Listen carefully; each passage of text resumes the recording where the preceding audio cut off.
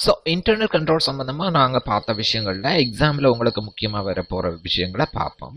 Meaning of internal கண்ட்ரோல்ஸ்ன்றது meaning என்னன்னு சொல்ற போது யார் இதோட சம்பந்தப்படுற, ஹூ இன்வால்வ்ஸ், என்ன விஷயத்துக்காக, வாட்ஸ் த பர்பஸ். ஸோ இந்த ரெண்டு விஷயத்தையும் வச்சுக்கொண்டு தான் நாங்க இன்டர்னல் கண்ட்ரோலுக்கு meaning சொல்ல போறோம். Internal controls are the processes put into effect by the board of directors and management. So இந்த ரெண்டு பேரும் முக்கியம். To provide a reasonable assurance regarding the achievement of objective in terms of effectiveness and efficiency of operations, reliability of financial reporting and compliance with laws and regulations. So இந்த மூன்று விஷயங்களையும் நாங்க தெளிவா குறிப்பிட வேணும். என்னன்னு சொன்னா இந்த மூன்று விஷயங்களை நீங்க நிச்சயமா ஞாபகம் வச்சிருக்க வேணும். The objectives of internal control. இந்த மூன்று தான் objective. இந்த மூன்று objectiveையும் அடையிறதுக்காக board and management செய்யற வேலை தான் internal controls. So இந்த மூன்று விஷயத்தையும் இது சம்பந்தமா board and management responsibilityயும் நீங்க ஞாபகம் வச்சிருந்தீங்கன்னா போதுமா இருக்கும். Features of internal controls அவ்வளவு தூரம் உங்களுக்கு அவசியம் இல்லை. Objectives அவசியமானது. ஸோ ஏற்கனவே நாங்க பார்த்தா அந்த மூன்று objectives தான். Reliability of financial reporting, effectiveness and efficiency of operations, compliance with laws and regulation. இந்த மூன்று விஷயம் தான் நீங்க முக்கியமானதா இருக்கு. ரைட். கண்ட்ரோல்ல வந்து வேற விதமான கேட்டகரி இருக்கு. Preventive control, detective control, corrective control, operational control, financial control and compliance control. So just இதன் மீனிங் தெரிஞ்சிருந்தால் நல்லது. Components of the internal control system. 5 components இருக்குன்னு பார்த்தோம்னாங்க. The control environment, risk assessment, control activities, information and communication, monitoring. So இந்த 5 விஷயமும் என்ன என்றது pass பேப்பர்ல அடிக்கடி கேட்டிருக்கிற விஷயங்கள். ஸோ இதுல ஒவ்வொன்ற மீனிங்கை நீங்க தெரிஞ்சு வச்சுக்கொள்ள வேணும்ன்றது எக்ஸாமுக்குரிய எதிர்பார்ப்பா இருக்குது. Control activities. 8 விதமான control activities இருக்குது. There are 8 different control activities. Segregation of duties, physical controls, authorization and approval controls, management controls, supervision controls, organization controls, accounting and arithmetical controls, personal controls. So spam soap ன்னு சொல்லப்படுற 8 விதமான control இருக்கு. இந்த 8 விதமான கண்ட்ரோலை நீங்க ஞாபகப்படுத்திக் கொண்டு இருக்க வேணும் நிச்சயமா. செக்ரிகேஷன் மீன் செக்ரிகேட், பிரிக்கிறோம். ஒரு ஆள் தனிய வேலை செய்யாமல் பிரிச்சு கொடுக்கறதால நாங்க ஃப்ராட்ஸ் அண்ட் எரர்ஸை குறைக்க முடியும். No activity should be allowed to be completely performed by an individual. All activities should be segregated between more than one individual. So ஒன்றுக்கு மேற்பட்டவர்களுக்கு இடையில வேலையை பிரிச்சு கொடுத்தால் அதுக்குள்ள நிறைய பேர் பார்ட்டிசிபேட் பண்றதால fraud and errors வந்து குறையும். Physical controls, physical risk-க்குரிய கண்ட்ரோல். எக்ஸாம்பிள் ஞாபகம் வச்சுக்கொள்ளுங்க. Security guard, CCTV and safe locations. Authorisation, எந்த ஒரு வேலையை செய்யறதா இருந்தாலும் அது அத்தாரிட்டியோட தான் செய்ய வேணும். அத்தாரிட்டி இல்லாதவர் செய்யணும்னு சொன்னா அப்ரூவல் கொடுத்திருக்க வேணும். ஸோ அத்தாரிட்டி இருக்கிறவங்களுக்கு என்னென்ன வேலை நடந்திருக்குன்றது தெரியும். மேனேஜ்மெண்ட் வந்து பீரியோடிக் ரிவ்யூ, ஒவ்வொரு விஷயத்தையும் ரிவ்யூ பண்ண வேண்டியது மேனேஜ்மெண்ட்டுடைய கட்டாயமான வேலையா இருக்கு. ஸோ மேனேஜ்மெண்ட் ஒவ்வொரு விஷயத்தையும் ரிவ்யூ பண்றது தான் நாங்க முக்கியமான விஷயமா குறிப்பிட்டிருக்கோம். Supervision control, every activities perform by employees should be observed by another senior official. So employees ஒரு ஆள் சூப்பர்வைஸ் பண்ணி கொண்டிருக்கிறதால எம்ப்ளாயீஸ் வந்து பிளவுறதுக்கான சந்தர்ப்பங்கள் குறைவாகவே காணப்படுது. ஆர்கனைசேஷன் கண்ட்ரோல்னு சொன்னா அது ஆர்கனைசேஷன் ஸ்ட்ரக்சர் சம்பந்தப்பட்ட விஷயம். ஒரு ப்ராப்பர் ஆர்கனைசேஷன் ஸ்ட்ரக்சர் வந்து கிளியர் அத்தாரிட்டிஸ் அண்ட் ரெஸ்பான்சிபிலிட்டிஸை வச்சிருக்கிற போது ஆர்கனைசேஷன்ஸ் கண்ட்ரோல்ஸ் வந்து ஈஸியா இருக்கும். arithmetical and accounting controls, arithmetical and accounting controls should be checked periodically. So என்னென்ன பிழை விடலாம், என்னென்ன பிழை நடக்கலாம் என்ற விஷயங்களை நாங்க பீரியோடிக்கலா செக் பண்ணிக்கொள்றது அவசியமானதா இருக்கும். Personal controls, personal mean human resource related. So human resource related policies இருந்ததுன்னு சொன்னால் ஒவ்வொருத்தரையும் ரிக்ரூட்மெண்ட் டைமில், இவாலுவேஷன் டைமில் நாங்கள் செக் பண்ணி கொள்ள முடியும். அவர்கள் எப்படிப்பட்டவர்கள், எப்படிப்பட்ட பெர்ஃபார்மன்ஸை கொண்டு வருவார்கள். ஸோ அது ஆர்கனைசேஷனுக்கு எவ்வளவு தூரம் ஹெல்ப்ஃபுல்லாக இருக்கும். ஸோ இப்படிப்பட்ட விஷயங்களை தான் நாங்கள் இங்கே பார்த்துருக்கோம். So these are called personal controls. These are called the control activities. 8 விதமான கண்ட்ரோல் ஆக்டிவிட்டீஸை பற்றி பார்த்துருக்கோம். இன்னும் நாங்கள் பார்க்குற போது இன்ஹரண்ட் லிமிடேஷன்ஸ், ஒரு இன்டர்னல் கண்ட்ரோல் சிஸ்டத்தின் ஆப்ஜெக்டிவ் என்னன்னு நாங்கள் பார்த்துருக்கோம். அந்த இன்டர்னல் கண்ட்ரோல் சிஸ்டத்தின் ஆப்ஜெக்டிவ் சில வேளையில் அடையப்படாமல் போகலாம். என்னன்னு சொன்னால் கண்ட்ரோல்ஸில் சில லிமிடேஷன் இருக்கு. அப்படிப்பட்ட கண்ட்ரோல்ஸில் இருக்கிற லிமிடேஷனை நாங்கள் பார்த்தோம்னு சொன்னால் controls may not be design well, control may not be implemented well, controls may not be monitored and amended adequately, designing and implementing controls may be higher cost, internal controls cover routine risk only, collusion of employees, override of management, resource limitations. So இப்படிப்பட்ட சில விஷயங்களை நாங்கள் பார்க்குறோம். இப்போ உங்களுக்கு இந்த முறை எக்ஸாமில் வரக்கூடிய கேள்வி எதுவாக இருக்கும்னு சொன்னால் பைலட் பேப்பர் ட்ரெண்டை வச்சு நாங்கள் பார்க்குற போது key business process risk and control ஒரு முக்கியமான பகுதியாக இருக்குது. நாங்கள் 6 விதமான கீ பிஸ்னஸ் ப்ராசஸஸ் படிச்சோம். ஸோ இந்த பிஸ்னஸ் ப்ராசஸை பற்றி உங்களுக்கு தெரிஞ்சிருக்கிறது அவசியமானதாக இருக்குது. ஃபர்ஸ்ட் நாங்கள் சேல்ஸ் மேனேஜ்மெண்ட் எடுத்தோம்னு சொன்னால் சேல்ஸ் மேனேஜ்மெண்ட்டில் 4 ஸ்டெப்ஸ் இருக்குது. இந்த 4 ஸ்டெப்ஸ் சம்மந்தமான விளக்கங்களும் நாங்கள் ஏற்கனவே படிச்சிருக்கிறோம். ஸோ இந்த 4 ஸ்டெப்ஸுக்கும் ஒவ்வொரு விதமான ஒப்ஜெக்டிவ் இருக்குது. இந்த ஒப்ஜெக்டிவை நீங்கள் விளங்கிக் கொள்ள வேணும். இந்த சேல்ஸுக்குரிய சில டாக்குமெண்டேஷன் இருக்குது. அது அவ்வளவு தூரம் முக்கியமானதாக இருக்குது இல்லை. வெரி இம்பார்ட்டன்ட் திங், சேல்ஸுக்குரிய ரிஸ்க் அண்ட் இன்டர்னல் கண்ட்ரோல்ஸ் முக்கியமானதாக இருக்குது. ஸோ சேல்ஸை பொறுத்த வரைக்கும் என்னென்ன ரிஸ்க் இருக்கும், என்னென்ன இன்டர்னல் கண்ட்ரோல்ஸ் அவசியமானதாக இருக்கும்ன்றதை நாங்கள் பார்த்துக்கொள்ள வேண்டியது அவசியம். ஸோ இந்த விஷயங்களை நாங்கள் பார்த்துக்கொண்டோம்னா, முதலாவது customer selection and evaluation. Customer selection and evaluation நாங்கள் பார்க்குற போது கஸ்டமரை நாங்கள் செலக்ட் பண்ண வேணும். கஸ்டமரை நாங்கள் செலக்ட் பண்ணுற போது கஸ்டமர் வந்து எங்களோட பிஸ்னஸ் செய்யறதுக்கு ஏற்றவரா. ஸோ கிரெடிட் வர்த்தி, நாங்கள் கடன் கொடுத்தால் அவர் அந்த கடனை திருப்பி தரக்கூடிய பவர் அவருக்கு இருக்கான்ற விஷயத்தை நாங்கள் பார்த்துக்கொள்ள வேணும். ஸோ எங்களுக்கு வரக்கூடிய ரிஸ்க் என்னென்னு பார்த்தோம்னு சொன்னால், நான் credit வர்த்தி customer maybe accepted. So ஒரு கிரெடிட் வர்த்தினஸ் இல்லாத ஒரு கஸ்டமரை நாங்கள் அக்செப்ட் பண்ணிட்டோம்னு சொன்னால் அங்கே வந்து ஒரு பிரச்சனை இருக்குது. Every customer should be evaluated for their credit worthiness with the support of relevant documents at the joining and subsequently in certain intervals. புதுசா நாங்கள் கஸ்டமர்ஸை சேர்க்கிற போதும் certain intervalsக்குள்ளேயும் கஸ்டமர்ஸை வந்து நாங்கள் இவாலுவேட் பண்ண வேணும். அவங்களுக்கு கிரெடிட் வர்த்தினஸ் இருக்கா இவாலுவேட் பண்ணி கிரெடிட் வர்த்தினஸ் இருக்கிறாக்களை வந்து நாங்கள் ஒரு மாஸ்டர் ஃபைலில் அப்டேட் பண்ணி வச்சுக்கொள்கிறோம். அந்த கஸ்டமர் மாஸ்டர் ஃபைலில் இருக்கிறவங்களுக்கு மட்டும்தான் நாங்கள் சேல் செய்ய போகிறோம். ஸோ அந்த கஸ்டமர் மாஸ்டர் ஃபைலை வந்து நாங்கள் அன்ஆத்தரைஸ்ட் ஆக்சஸில் இருந்து ப்ரொடெக்ட் பண்ண வேணும். ஆர்டர் மேனேஜ்மெண்ட்டை பொறுத்த வரைக்கும் ஆர்டர் மேனேஜ்மெண்ட் பர்பஸ் என்னன்னு சொன்னால், அக்செப்ட் பண்ணக்கூடிய ஆர்டரை அக்செப்ட் பண்ண வேணும், அக்செப்ட் பண்ண முடியாத ஆர்டரை ரிஜெக்ட் பண்ண வேணும். ஸோ நான் சர்வீசபிள் ஆர்டரை அக்செப்ட் பண்ணினாலும் அது ஒரு ரிஸ்க், சர்வீசபிள் ஆர்டரை ரிஜெக்ட் பண்ணினாலும் அது ஒரு ரிஸ்க். ஸோ அதுக்குரிய சில கண்ட்ரோலை நாங்கள் பார்த்துக்கொள்கிறோம். ஒரு ஆர்டர் வந்த உடனே நாங்கள் முதல்ல அந்த ஆர்டரில் இருக்கிற இன்ஃபர்மேஷனை செக் பண்ணி தான் அக்செப்ட் பண்ண வேணும். அக்செப்ட் பண்ணினால் அதுக்கு வந்து அப்ரூவலோட நாங்கள் ஒரு சேல்ஸ் ஆர்டரை அனுப்புகிறோம். அக்செப்ட் பண்ண முடியலையேண்டா அதுக்குரிய அப்ரூவல் எடுத்துக்கொண்டு ரிலவென்ட் ரீசனை சொல்லி நாங்கள் ரிஜெக்ஷன் நோட்டீஸை அனுப்ப வேணும். ஸோ சேல்ஸ் ஆர்டர்ஸ் அனுப்பினால் அந்த சேல்ஸ் ஆர்டர்ஸுக்குரிய ஒவ்வொரு காப்பியும் வந்து வேர் ஹவுஸுக்கும் other relevant division such as accounts டிவிஷனுக்கும் நாங்கள் அனுப்ப வேணும். என்னன்னு சொன்னால், இப்படி ஒரு சேல்ஸ் நடக்க போகுதுன்றதை அவங்களுக்கு முன்னுக்கே சொல்லி வைக்க வேணும். டெலிவரி அண்ட் இன்வாய்சிங்கில் நடக்கக்கூடிய பிரச்சனை ராங் டெலிவரின்னு சொன்னால், குட்ஸ் ராங்காக இருக்கலாம், குவான்டிட்டி ராங்காக இருக்கலாம், டெலிவரி லொக்கேஷன் ராங்காக இருக்கலாம். ஸோ இப்படிப்பட்ட wrong delivery, sales return, wrong invoicing, இப்படியான பிரச்சனைகள் வந்து காணப்படலாம். The good should be picked and transported in accordance with information இந்த டெலிவரி நோட். ஸோ டெலிவரி நோட்டில் இருக்கிற இன்ஃபர்மேஷனுக்கு ஏற்ற மாதிரி தான் குட்ஸை பேக் பண்ண வேணும், பிக் பண்ண வேணும். ஸோ இப்படியான வேலைகளை செய்யறதால ஈஸியாக நாங்கள் ரிஸ்க் இல்லாமல் வேலையை செய்து கொள்ள முடியும். ஸோ பேக் பண்ணுற போது, பிக் பண்ணுற போது, டெலிவரி அனுப்புகிற போது ஒவ்வொரு தடவையும் செக் பண்ணி பார்க்குறதால அங்கே ராங் டெலிவரிக்குரிய சான்ஸ் குறைவு. Goods dispatch should be checked by the security officer and the gate pass should be cleared. Dispatch பண்ற goods வந்து security officer check பண்ண வேணும், gate pass வந்து clear பண்ணி அனுப்ப வேணும். For all deliveries accepted by the customer, GRN should be obtained. கஸ்டமருக்கு கொடுக்குற போது GRN எடுத்து கொண்டு வந்தால் கஸ்டமர் வந்து என்ன பொருள் அக்செப்ட் பண்ணியிருக்கிறார், என்ன பொருள் அக்செப்ட் பண்ணல என்ற விஷயங்கள் எங்களுக்கு தெரியும். ஸோ இப்படிப்பட்ட சில கண்ட்ரோல்ஸை நாங்கள் பார்த்துக்கொள்கிறோம். ரிசிப்ட்ஸ், அன்ஆத்தரைஸ்ட் ரிசிப்ட்ஸ், கஸ்டமர் வந்து கேஷை பே பண்ணுற போது அத்தாரிட்டி இல்லாமல் ஒருத்தர் அதை அக்செப்ட் பண்ணிட்டாருன்னு சொன்னால் சில வேளையில் அந்த கேஷ் வந்து கம்பெனிக்கு கிடைக்காம போகும். ஸோ அது வந்து ஒரு நட்டமாக இருக்கலாம். அப்படியான இதுக்கு வந்து நாங்கள் கண்ட்ரோலை போடுறோம். இந்த payment receive should be documented, customer reconciliation should be performed on a monthly basis. So இப்படியான விஷயங்களை தான் நாங்கள் இங்கே இம்பார்ட்டண்டாக பார்க்க வேண்டி இருக்கு. அப்போ உங்களுக்கும் இந்த முறை எக்ஸாமில் இப்படியான கொஸ்டின்ஸ் வந்திருக்கு. நெக்ஸ்ட் நாங்கள் பர்ச்சேஸை பார்த்தோம்னு சொன்னால், பர்ச்சேஸில் 4 ஸ்டெப்ஸ் இருக்குது. இந்த 4 ஸ்டெப்ஸுக்குரிய டீட்டெயில்ஸ் எல்லாம் பார்த்துக்கிறோம். 4 ஸ்டெப்ஸுக்குரிய ஆப்ஜெக்டிவ்ஸ் எல்லாம் முன்னுக்கு படிச்சிருக்கிறோம். சம்பந்தப்பட்ட டாக்குமெண்ட்ஸ் அவ்வளவு தூரம் இம்பார்ட்டன்ட் இல்லை. அப்படி ஒரு கேள்வி இருந்தாலும் காமனாக நீங்கள் எழுதக்கூடியதாக இருக்கும். ரிஸ்க்கை பார்த்தோம்னு சொன்னால், வெண்டர் செலெக்ஷனில் என்ன ரிஸ்க் வரலாம்னு சொன்னால், ராங் வெண்டரை நாங்கள் செலக்ட் பண்ணிட்டோம்னு சொன்னால் அது ஒரு ரிஸ்க்காக இருக்கும். அப்போ ராங் வெண்டரை நாங்கள் செலக்ட் பண்ணுறது ஒரு ரிஸ்க்குன்னு நாங்கள் பார்த்தோம்னு சொன்னால், ஸோ அதுக்கு நாங்கள் என்ன செய்ய வேணும், வெண்டரை வந்து இவாலுவேட் பண்ண வேணும், அவங்கள ஒரு மாஸ்டர் ஃபைலில் வச்சிருக்க வேணும், மாஸ்டர் ஃபைலில் இருக்கிற வெண்டர்ஸோட மட்டும்தான் நாங்கள் டீல் பண்ண வேணும். ஸோ இப்படிப்பட்ட விஷயங்களை நாங்கள் பார்த்துக்கொள்ள வேணும். Purchase ordering, wrong order. So நாங்கள் ஒரு ராங் ஆர்டர் ஒன்று அனுப்பினோம்னு சொன்னால் மேபி எங்களுக்கு தேவையான குட்ஸை விட வித்தியாசமான குட்ஸ், குவான்டிட்டி டிஃப்ரெண்டாக இருக்கலாம். ராங் சப்ளையருக்கு அனுப்பினோம்னு சொன்னால், ஸோ இப்படியான பிரச்சனைகள் தான் பர்ச்சேஸ் ஆர்டரிங்கில் வந்து ராங் ஆர்டர்ன்றதுட்ட மீனிங். ஸோ அதை கண்ட்ரோல் பண்ணுறதுக்காக நாங்கள் என்ன செய்ய வேணும், ஒவ்வொரு பர்ச்சேஸ் ஆர்டரும் வந்து பர்ச்சேஸ் ரெக்யூசிஷனுக்கு ஏற்ற மாதிரி ப்ரிப்பேர் பண்ண வேணும். பர்ச்சேஸ் ரெக்யூசிஷன்ன்றது வேர் ஹவுஸில் இருந்து பர்ச்சேஸ் டிவிஷனுக்கு வர ரிக்வெஸ்ட். அந்த ரிக்வெஸ்ட்டுக்கு ஏற்ற மாதிரி நாங்கள் சப்ளையருக்கு ரிக்வெஸ்ட்டை கொடுத்தோம்னு சொன்னால் பிழை வரதுக்கான சந்தர்ப்பங்கள் குறைவாக இருக்குது. டெலிவரி அண்ட் ரிசிப்டை பார்த்தோம்னு சொன்னால், எங்களுக்கு டெலிவரி கிடைக்கும் சப்ளையர்கிட்ட இருந்து, அதை நாங்கள் ரிசீவ் பண்ணுறோம். ஸோ டெலிவரியை ரிசீவ் பண்ணுற போது சில வேளையில் நாங்கள் பிழையான குட்ஸை ரிசீவ் பண்ணலாம், பிழையான குவான்டிட்டியை ரிசீவ் பண்ணலாம். ஸோ இப்படியான பிரச்சனைகள் இங்கே இருக்கலாம். ஸோ இதுக்கு நாங்கள் என்ன கண்ட்ரோலை வச்சுருக்கோம்னு சொன்னால், குட்ஸ் டெலிவர் பண்ணப்படுற போது நாங்கள் அதை தரோவாக செக் பண்ண வேணும்.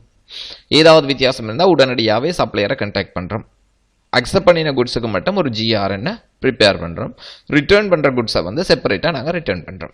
ஸோ அடுத்த பிரச்சனை பார்த்தோம்னா ராங் பேமெண்ட். நாங்கள் சப்ளையருக்கு பேமெண்ட் செய்ய வேணும். ராங் சப்ளையருக்கு ராங் டைமிங்கில் அல்லது ராங் மெத்தடில் ராங் அமௌண்ட்டில் பேமெண்ட்டை கொடுத்தோம்னு சொன்னால் அப்படியான பிரச்சனை இருக்குது. அதுக்காக நாங்கள் என்ன செய்கிறோம், சப்ளையர் இன்வாய்ஸை முதல்ல செக் பண்ணுறோம். சப்ளையர் இன்வாய்ஸில் இருக்க எல்லா இன்ஃபர்மேஷனும் கரெக்டாக மட்டும்தான் நாங்கள் பேமெண்ட்டை செய்கிறோம். Payment should be completed after relevant approval. So relevant approvalக்கு பிறகு தான் நாங்கள் பேமெண்ட்டை செய்கிறோம்னு சொன்னால், பேமெண்ட்டை ப்ராசஸ் பண்ணுறவரும் சரி, பேமெண்ட்டை அப்ரூவ் பண்ணுறவரும் சரி, இந்த பேமெண்ட்ஸை தரோவாக செக் பண்ணக்கூடியதாக இருக்கும். ஸோ அப்படி தரோவாக அவங்க செக் பண்ணாங்கன்னு சொன்னால் அவங்க ரிஸ்க் வர்றதுக்கான பிரச்சனை இல்லை. ஸோ இப்படி நாங்கள் ஒவ்வொரு ப்ராசஸ்லேயும் வரக்கூடிய ரிஸ்க்கும் அதுக்குரிய கண்ட்ரோலையும் நாங்கள் பார்த்துருக்குறோம். ஸோ இந்த விஷயங்கள் இந்த முறை எக்ஸாமுக்கு வர்றதுக்கான சான்ஸ் இருக்குன்றதை நீங்கள் விளங்கிக் கொள்ள வேணும்.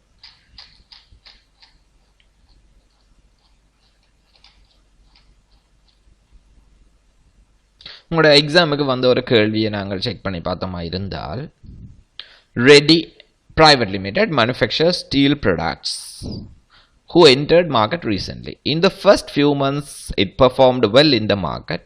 Eventually, the management has noted there is a drop in sales and the buyers have not satisfied with the quality of products and timing of delivery. The chief executive officer noted that there are issues in the procurement process, inventory process and accounting system of the company. So இங்க கம்பெனியில் சில ப்ராசஸில் பிரச்சனை இருக்குன்றது சொல்லியிருக்கு. So உங்களுக்கு அந்த process தொடர்பான நாலேஜ் இருந்தால் இந்த கொஸ்டினை அட்டென்ட் பண்ணக்கூடியதாக இருக்கும். இப்போ ரிக்யூர்மெண்ட்டை நாங்கள் பார்த்தோமாக இருந்தால், ரிக்யூர்மெண்ட் என்ன கேட்குது, explain 2 reasons why a supplier selection process is required for the company. ஒரு கம்பெனி வந்து சப்ளையர் செலெக்ஷனை செய்கிறது எங்கே, ப்ரொக்யூமெண்ட்டில். சப்ளையரை ஏன் செலக்ட் பண்ணணும்னு பார்த்தோம்னு சொன்னால், ஒரு சப்ளையர் இப்போ மார்க்கெட்டில் நாங்கள் யார்கிட்ட வேணுமென்றாலும் வாங்க முடியும், கொள்வனை செய்ய முடியும்ன்றது இல்லை. So when we purchase we have to select a supplier.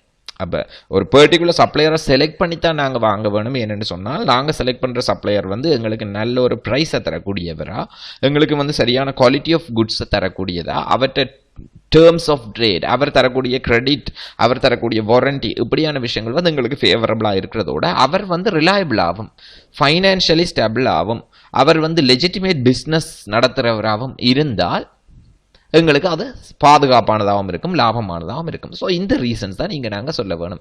ஏன் சப்ளையரை செலக்ட் பண்ண வேணும்னு சொன்னால், நிறைய சப்ளையர்ஸில் நாங்கள் டிபெண்ட் பண்ணியிருக்க முடியாது, அது மேனேஜ் பண்ணுறதுக்கு கஷ்டம். ஒரே ஒரு சப்ளையரில் மட்டும் டிபெண்ட் பண்ணியிருக்க முடியாது. என்னென்னு சொன்னால், அவருக்கு ஒரு பிரச்சனைன்னு சொன்னால் எங்களுக்கு வந்து கண்டினியூட்டி இருக்காது. ஸோ செவரல் சப்ளையர்ஸை நாங்கள் செலக்ட் பண்ண வேணும். அவங்க வந்து நல்ல ப்ரைஸை, நல்ல குவாலிட்டி தரக்கூடியவங்களா இருக்க வேணும். Identify 4 factors to be considered in evaluating the suppliers identified by the company. So supply evaluationல என்னென்ன ஃபேக்டர்ஸை கன்சிடர் பண்ண வேணும்னு நாங்கள் பார்த்தோம்னு சொன்னால், சப்ளையர்ஸ் வந்து லெஜிட்டிமேட் பிஸ்னஸ் செய்கிறாங்களா, சப்ளையர்ஸோட ஃபைனான்ஷியல் கண்டிஷன் எப்படி இருக்குது, சப்ளையர்ஸோட ப்ரைஸ் எப்படி இருக்குது, சப்ளையரோட லொக்கேஷன் எப்படி இருக்குது, சப்ளையரோட ப்ரொடக்ஷன் கெப்பாசிட்டி எப்படி இருக்குது. ஸோ இப்படியான நிறைய விஷயங்களை நாங்கள் கன்சிடர் பண்ண வேண்டி இருக்கும்.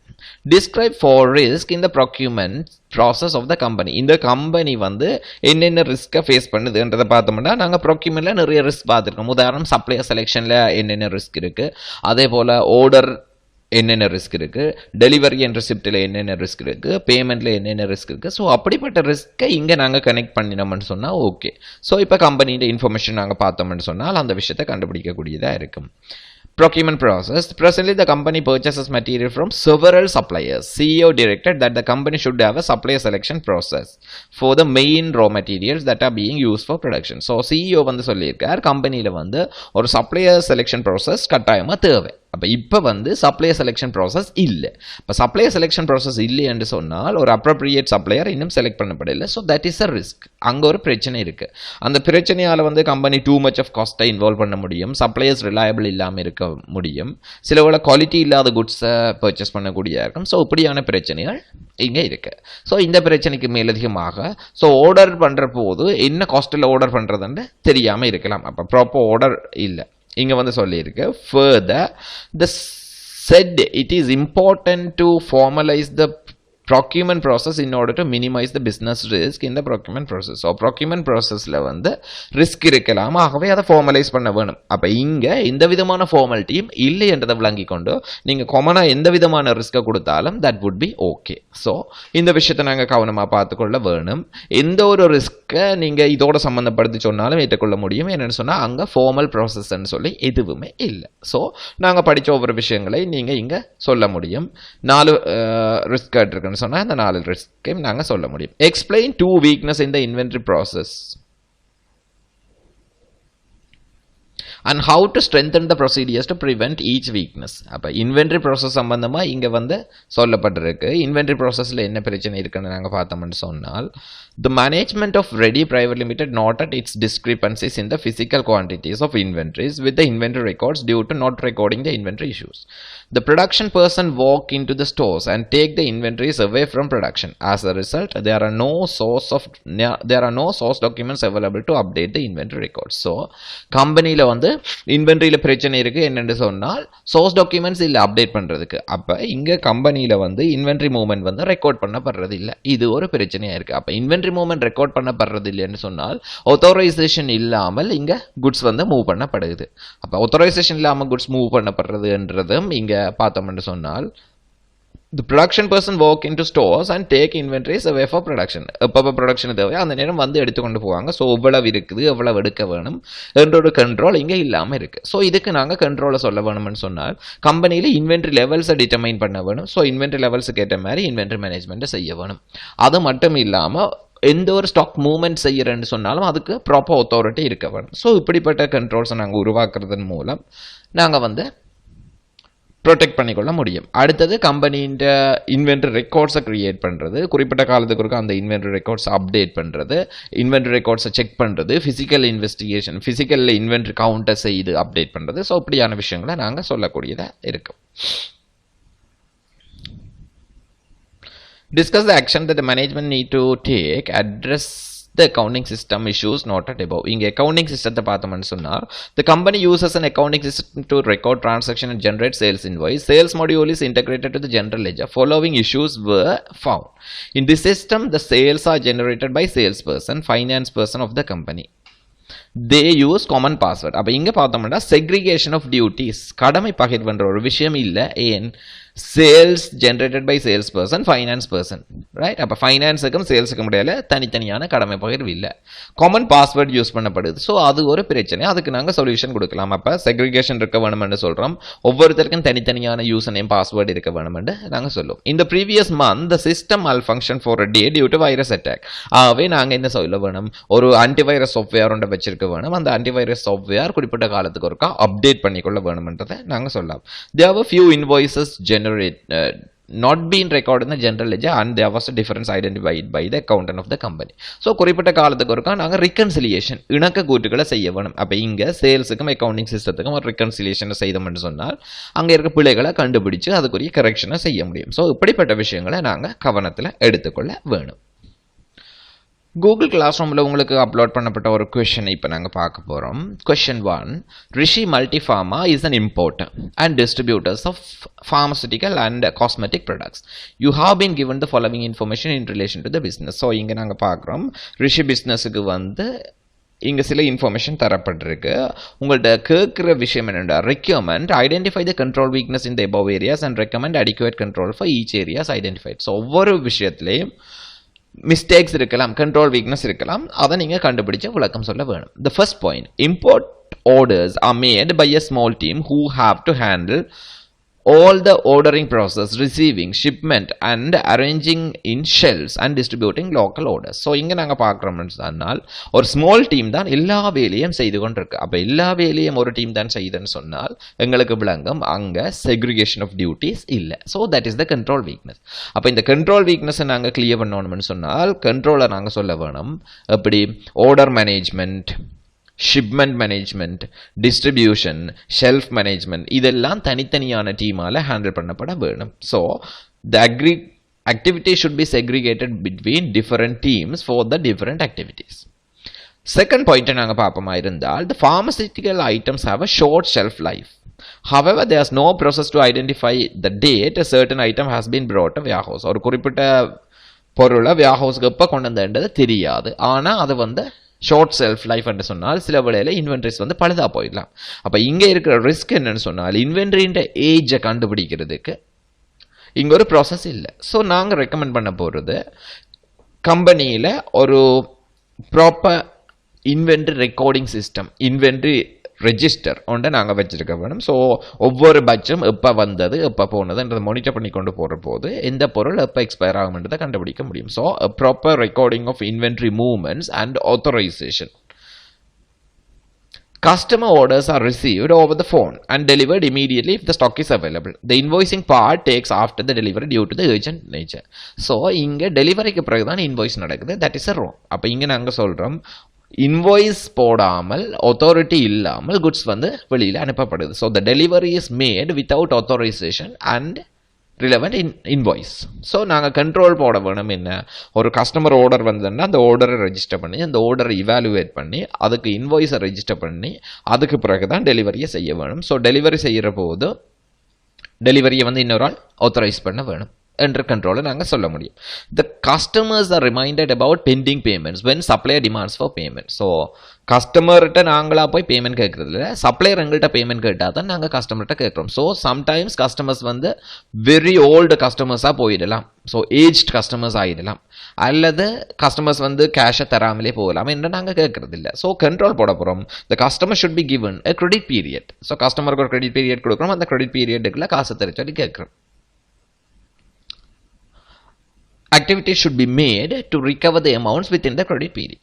The customers directly pays the bank and hence the records are not clear which customer owes how much. Customers வந்து டிரெக்டாக பேங்குக்கு பே பண்ணுறாங்க, கம்பெனியோட எந்த ஒரு கம்யூனிகேஷனும் இல்லை அதை பற்றி. ஸோ கஸ்டமர் வந்து இன்னும் எவ்வளவு பேலன்ஸ் பே பண்ண வேண்டி இருக்குன்றது எங்களுக்கு தெரியாது. அப்போ அதனால் we have to enhance the customer communication. We have to prepare monthly customer reconciliation. அப்போ மாதம் கஸ்டமரோட பேலன்ஸோட எங்களோட பேலன்ஸை ரீகன்சைல் பண்ணுற போது என்னென்ன வித்தியாசங்கள் வருதோ அதை நாங்கள் அட்ஜஸ்ட் பண்ணிக்கொள்ள முடியும். ஸோ இப்படியான சில கண்ட்ரோல்ஸை நாங்கள் சொல்லக்கூடியதாக இருக்கும். ஸோ இப்படிப்பட்ட ஒரு கொஸ்டின் உங்களோட எக்ஸாமில் நிச்சயமாக வரும். அதுக்கேற்ற மாதிரி நீங்கள் ப்ரிப்பேர் பண்ணிக்கொள்ள வேணும்.